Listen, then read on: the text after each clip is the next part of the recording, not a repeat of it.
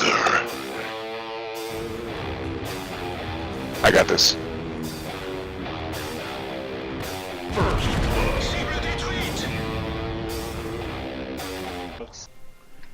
Hey folks, this is ioEther, and we're back with some more World of Tanks. So as you can see, this is Radford in the Batchat 25T Tier 10 French medium tank.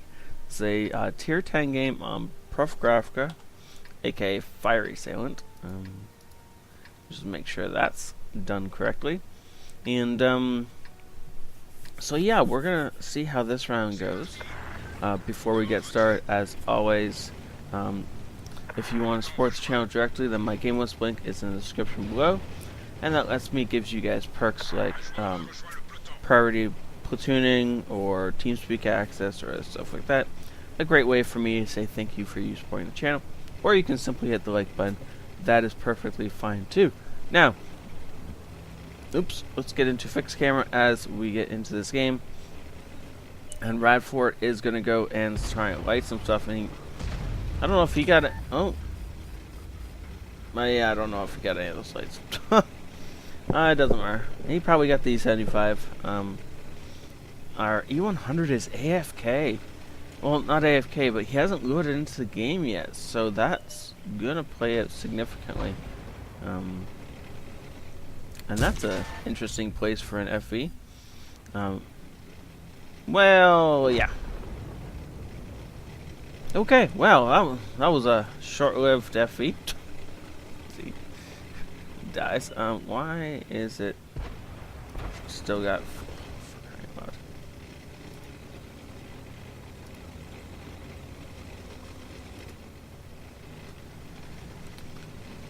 Okay, well, weird, but whatever. Yeah, I don't care. I don't know what's going on, but it's fixed now, so it doesn't matter. Anyway, so Radford is just running around the middle of the map. He is trying to get some lights off.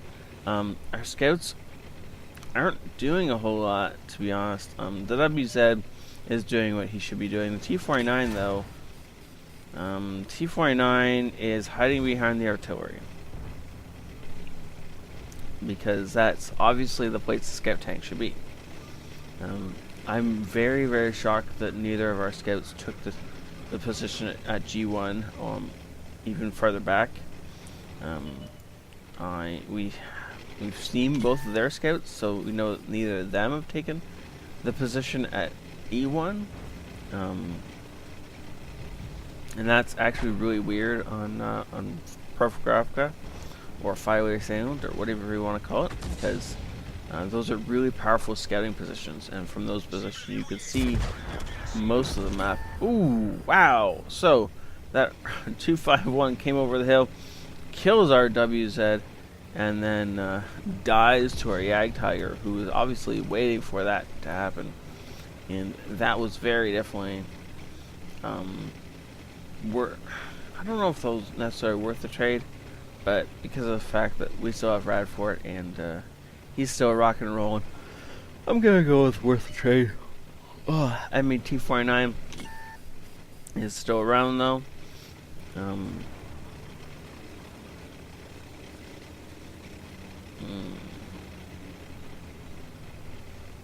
So now we'll just come to the waiting game part. No! We lost our 183 because he pushed too far forward. He's way out there in the open. Yeah, that was a bad move, dude. Pushing past H1 without the scout tanks being dead is just suicide. Especially when you have active scouts on the other team. Oh well. It happens, right? The WZ-111 is falling back, way back, trying to make sure the same thing does not happen to him.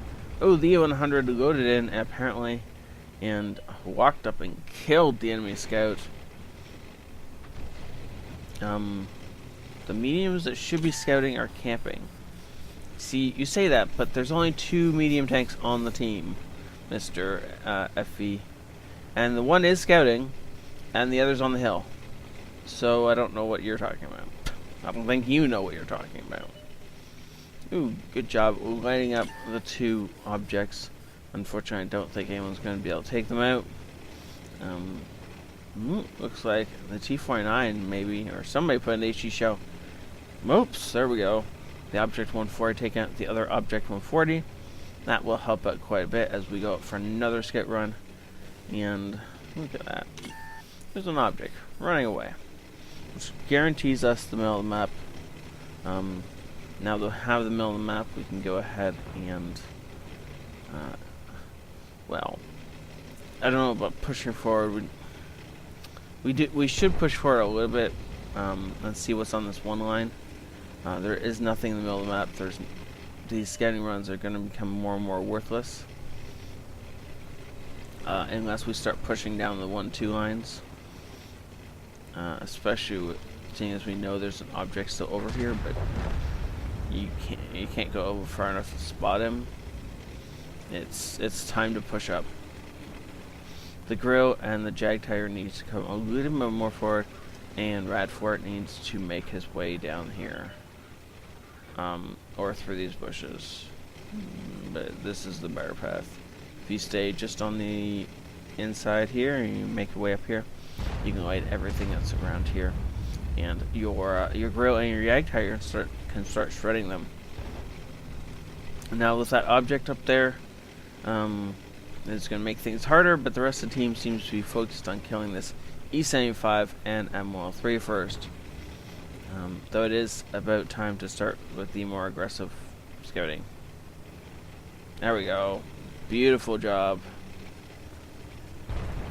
Didn't even need to get up all that far and already lit up a T10 and a J-Panzer E100. Ooh, and a Grill 15 and a 183. And we get lit, but that's okay because the grill takes a ton of damage. And that poor grill is almost out of the game just almost immediately after being lit.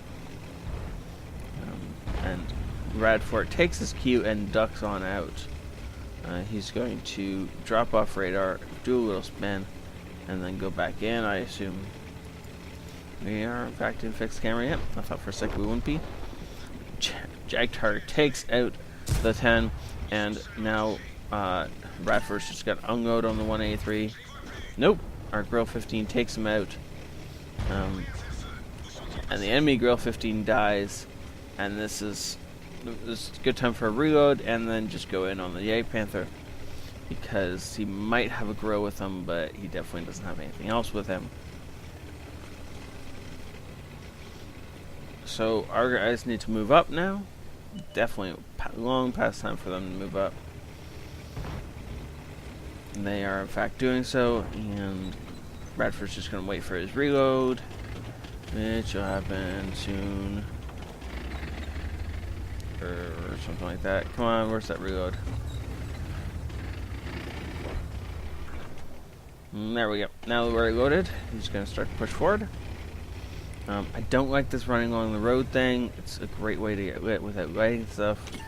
Yeah, that's kind of the problem. But something hits the J-Panther for 300 damage, and we're just going to pop up behind him here in a few seconds. And we light everything on this side.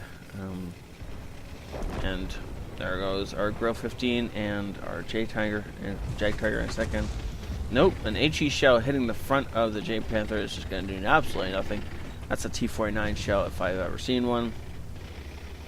And locked on to the Object 140. Huh. That's a good target to lock onto. And kill stealing the grill, and then kill stealing the Jag Tiger. Yeah, that's how you do that. Beautifully done at the end there. Just jumping on the enemy and murdering them. Master badge, first class, spotter, and patrol duty. Yeah, he deserves this part. That may not have been an amazing amount of damage done, but he's top on his team for experience earned. And considering the fact that our E100 did 3,400 damage, and our object did 31, and they got a ton less experience than he did, just take a moment to consider how much spotting damage he actually did that game. 8,000 spotting damage. That is insane and really well done for an active scout. That does not happen all that often. Did he get that? No, he only got. Oh, was it? Yeah, he only got part of that. No, what was it? Only got the entire object 140, the entire grill, and a bunch of other stuff. Most of that guy. Entire grill again. Yeah, that would be how he managed it. Well done, sir. Thank you so much for saying that. And that is how you actively scout in a bat chat. Though I do wish he'd moved in a little bit sooner there at the end. But other than that, it was beautifully played and well done. Thank you so much for saying that in. And I will see you all later. This is ioEther out.